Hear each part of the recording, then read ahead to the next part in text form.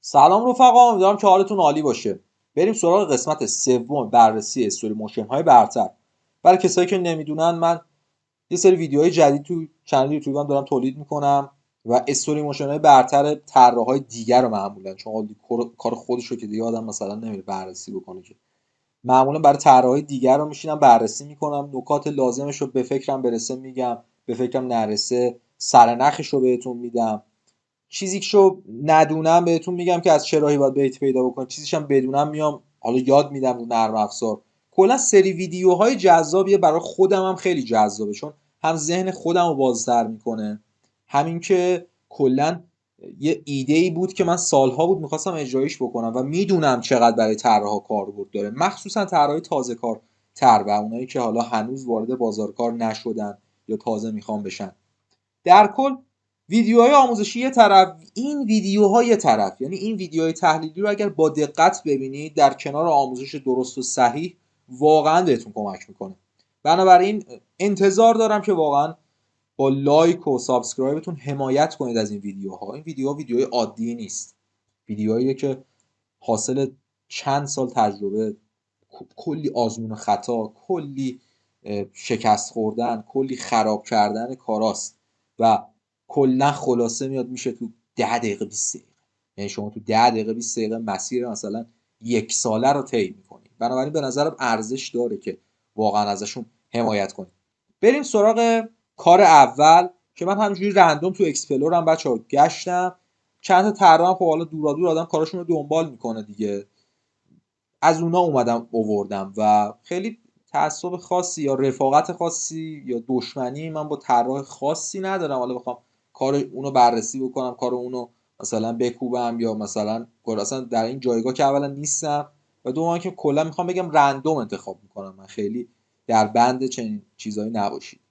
خب بریم سراغ کار اول.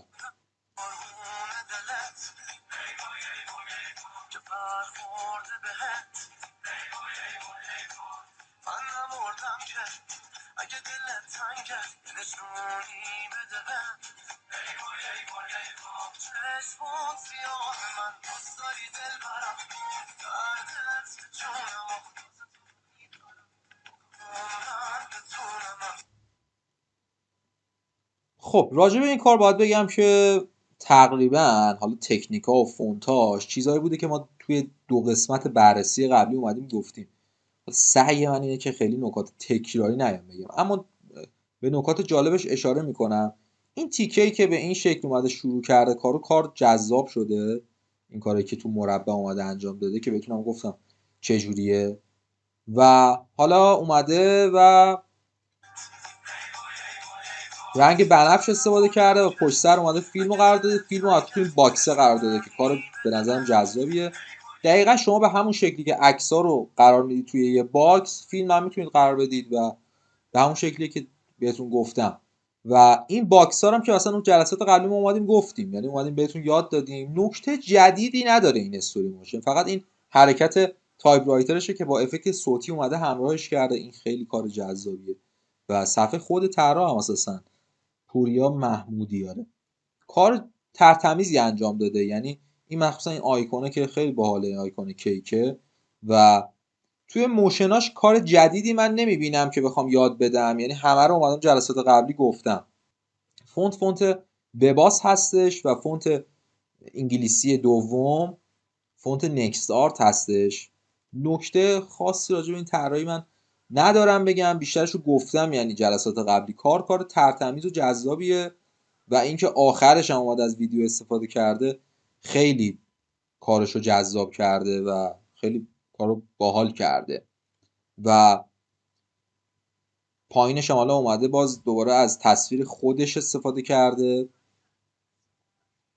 این حرکتی هم که اینجا انجام میده با ماسک میشه انجام داد بچه، راحت و میشه اصلا هم با ماسک انجامش داد. آره دیگه، بهترین راه فکر کنم همون ماسک باشه. البته میشه اسکیلش هم، اسکیل اون شیپی که درست میکنید هم بیاید بهش موشن بدید و کیفرین بزنید و این جلوه‌ای که میبینید اینجا برای بلیت فروشی هستش رو ایجاد بکنید. با این روش هم میشه ایجادش کرد. این خطی که میبینید اینجا میره و میاد، فکر کنم جلسات قبلی گفتم، یعنی قسمت قبلی گفتم، اما حالا دوباره میگم لفظیشو. ببینید کلا شما یه شیپ میکشید داخل افتر افکت. بذار من اینجا بگم. خب شما یه شیپ اینجا که بکشید، برای مثال مثلا همینجوری، خب فیلشو که اصلا من اینجا میذارم، استروکشو میدم بهش 60 خیلی زیاده. خب شما از این گزینه ها ادو که بزنید، تریم پس رو که بزنید، حالا شکل هر جوری کشیده باشین دوستان، این حالا اومده به صورت مثلا از اینجا آورده تا اینجا، خب فرق نمیکنه. شما تریم پس رو که بیارید، استارت و اندش رو اگر بیاید کی فریم بدید، میبینید همینو فرض کن کی فریم شما بدید. مثلا من اینجا میارم اینجوری میکنم. خب حالا این یه چیز الکیه ها. خب میبینید حالا به همون شکل میاد. حالا فرض کن شما خط رو اینجوری بکشی و حالا بهش انیمیشن بدی. یعنی میخوام بگم کار ساده ای.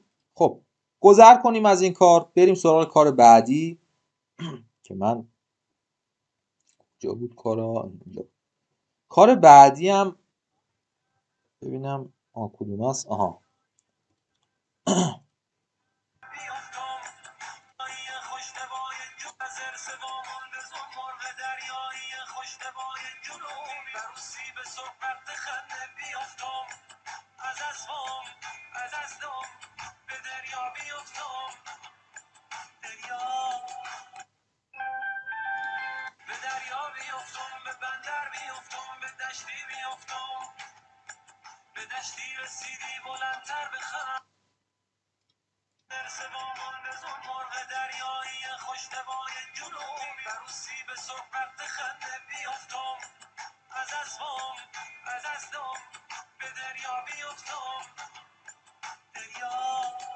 خب این کارم برای آیدیشو اگه درست بخونم ادیتور ابوالفضل، که آره درست خوندم، ادیتور ابوالفضل، و کار جذابیه، یعنی کار خوش ریتم و کار ترتمیز سنگین و خوبیه به نظر من، و کار خلاقانه ای هم اینجا انجام داده تو این ناحیه.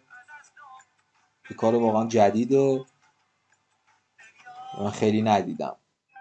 بعد حالا اینجا باز اومده از ویدیو استفاده کرده. این ترتیب این چشمک زدناشو خیلی خوب رعایت کرده. یعنی یکی از بچه‌ای که تازه کارترید، حتما این نکته خیلی آموزشی خوب میتونه براتون باشه که میشه مثلا این باکس ها رو حالا راه های مختلفی براش هست که خودش چجوری ایجاد کرده باید دید. و اما من چیزی که به فکرم الان مثلا میرسه اینه که شما باکس ها رو در دو رنگ طراحی میکنی و با خود افتر افکت هم البته میتونی مثلا تو افتر افکت، یعنی شما برای مثال اگر یه باکسی اومدی طراحی کردی فرضاً از فتوشاپ آوردی تو افتر افکت، خب بعد دیگه مثلا حال نداری ببری تو فتوشاپ، یا اصلا تو فتوشاپ یا یادت میره یا اصلا مثلا ایدت تغییر میکنه حین طراحی. شما مثلا باکس رو طراحی کردی فرضاً، بعد مثلا پری کامپوزش بکنم، فرضاً این طراحی کردی، بعد با خودت وسط موشن میگی خب این چه خوب میشه، من بیام اینو مثلا رنگش رو عوض بکنم، به رنگش انیمیشن بدم. خب شما می اینجا فیلو وارد میکنی و روش میندازی و رنگش رو تغییر میدی. یعنی میخوام بگم اینجوری هم شما میتونی رنگ مواردی که میخوای تغییر بدی. نوشته ها که کاری نداره، نوشته ها راحت تغییر میکنه با توجه به اینکه میشه به متن تبدیلشون کرد، اما اشکال رو میشه باهاش این کار رو انجام داد و این جلوه رو ایجاد کرد. یعنی شما یه رنگ دیگه بیای بدی، حالا یا با کات زدن لایه ها بیای این کار رو انجام بدی. البته یه سری اسکریپت هم هست که به ما کمک میکنه، یا با کات زدن لایه ها یا با کی فریم، که البته این مورد فکر میکنم با کات زدن لایه ها انجام شده، چون قطع میشه به صورت قطعی انیمیشن میخوره. کار جذابی کلا انجام داده، حالا کاری ندارم من. بنابراین شما با ایجاد لایه های جدید، کپی کردن از لایه ها، چیزی که الان من لحظه داره به ذهنم میرسه اینه. باز حالا موارد دیگه هم میتونه باشه. و حالا یه سری افکت های افتر افکت مثل opacity layer marker که شما میتونی opacity لایت رو، یعنی مثلا اگر من برای مثال من از این یه کپی گرفتم، تا قبلا اینو من فکر کنم گفته باشم، مثلا اگه سبز گذاشتمش، شما گزینه‌ای داری اینجا تحت عنوان opacity flash layer marker که شما مثلا اگه اینجا بندازی، هر جا مارکر بذاری اون رنگش عوض میشه. یعنی ببین خب اینجوری میشه. بعد شما میتونی بیای مشخص کنی که بگی آقا این قضیه که مثلا سبز میشه چقدر طول بکشه، مثلا بیای کمش بکنی، یه لحظه بشه، یه ذره بیشترش بکنی. میبینی؟ بنابراین با اینجور حرکات رو بازی کردن، حالا بیلینکینگ اپاسیتی هم باز هست، با این حرکات میشه انجامش داد. لایت سویپی هم که ازش رد میشه من بهتون بگم، توی این ناحیه ما میبینیم که یک نوری میاد از این باکس ها رد میشه. خب اولا باید بگم این باکس ها رو همه رو توی یه دونه پریکامپوز قرار داده احتمال زیاد. و برای مثال من اگر این باکس رو من باکس رو مثلا بیارم پایین، حالا من اگه مثلا تمام اینا رو بیام یه دونه پریکامپ ازشون بسازم، حالا لایت رو سرچ کنم، لایت کولایت سویپ، ببینم اینه. ببین وقتی بندازم روی این از رو کلش رد میشه. این رو شارپ مثلا بذارم اسموت، زیاد کنیم، ببین یه ذره دیگه زیاد شد دیگه، همون شارپ بذارم بیشتر معلوم میشه. ببین اینجوری میشه. حالا دیگه تنظیم ور رفتن باهاش و اینا دیگه با خودتونه. کلیتش به این صورته، یعنی اینجوری میاد و از روی رد میشه. به این هم باید، به این گزینه سنترش هم باید کی فریم بدیم. حالا بریم سراغ کار بعدی. این کاره، حالا راجع به این کار بذارم نکته دیگه ای نمیمونه. کار به شدت جذابی بوده، من خودم خیلی دوستش داشتم. حتی حالا بچه ما سعی میکنیم زودتر رد شیم، من تو همین ویدیوهای زر بیاد پایین، همین که بمونه، حالا نکته بمونه برای قسمت های بعدی هم. یعنی سعی بکنیم با تنوع کارا بیایم نکات رو بیایم آموزش بدیم. اما کلا کار جذابیه. بعضی نکاتش من شفاهی میگم، بعضی نکاتش من حالا ببین دوستان، اینجا حرکت باحالی کرده. یعنی اومده این طراحی اصلی که اومده انجام داده رو اومده جدا کرده و اومده اینو به صورت کامپوزیشن، همون نکته که جلسه قبل گفتم بهتون، یعنی این لایه جداه از این بک‌گراند که بتونه جابجا بشه. یعنی بتونه این اتفاق، برای اینکه این اتفاق بیفته اینا باید جدا تو افتر افکت اصلا جدا بشن. یعنی این باید یک کامپوزیشنی باشه که روی یک کامپوزیشن دیگه قرار میگیره که بشه این اتفاقو براش رقم زد. بنابراین حواستون به این موضوع باشه، این ناحیه که ناحیه اطلاعات اصلی مونه باید یه کامپوزیشن جدا باشه. اون بک‌گراند که حالا نکات لازم و عکس مثلا مدرس، خواننده یا هر کی هست، اونم باید یه کامپوزیشن جدا باشه. خب این از این. خب بریم سراغ کار بعدی.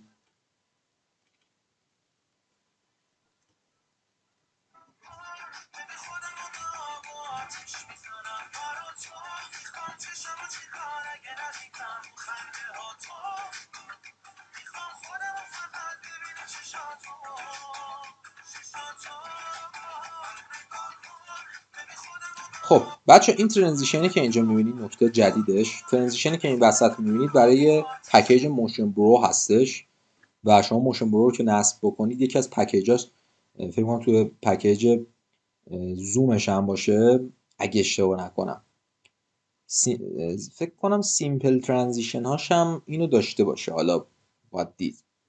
این وسط میاد و میره. نکات مهمش، خب ببین اولش با یه دونه لایت لیک شروع میشه، یعنی 3 تا فلش اومده زده با این گزینه. نشونتون بدم.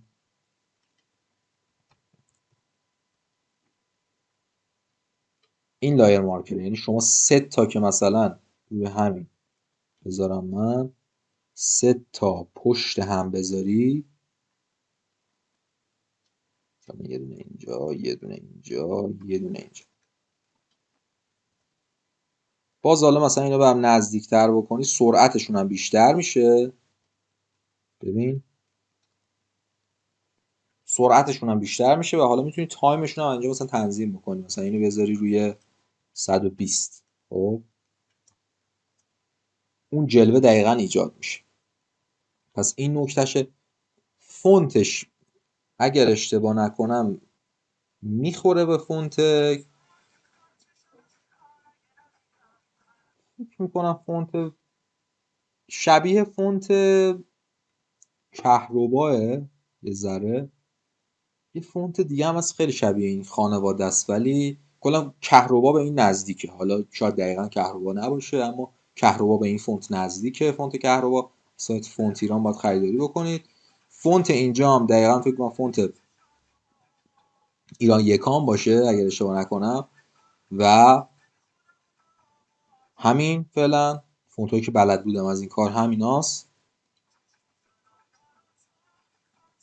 خود سوژه هم بچه ها اومده باز دوباره اگه دقت بکنید، خود سوژه هم روش یه سری اتفاقا میفته، یعنی رنگش و ایناش توی ثانیه‌های اینجا اگه اشتباه نکنم می‌بینید اینجا یه اتفاقایی روش میفته که خب شما اینو با خیلی کارا میتونی انجام بدی. میتونی مثلا لایت رو یه کپی ازش بگیری بعد نورش رو کم بکنی با همون اوپاسیتی لایره که الان توی کار اول با هم بررسی کردیم این کار رو روش انجام بدی. یعنی به همین سادگی میتونی این کار رو اتفاق رو رقم بزنی، چیز خاصی هم نداره.